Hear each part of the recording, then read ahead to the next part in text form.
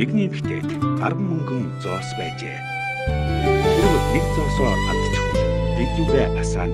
Гэрээ шүүрдэн өнөөхөө олтлоо ихэд шаргуу хайхгүй гэж үү?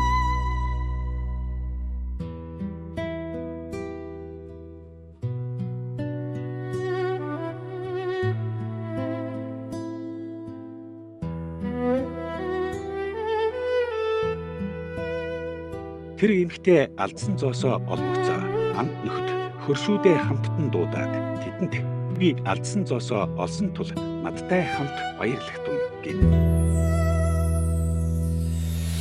Би танахт хэлье. Мөн үүнээр л нэг нүгэлтэн гимшил. Бурхны тэнгэр элч нарын өсгүйд баяр хөөр болно.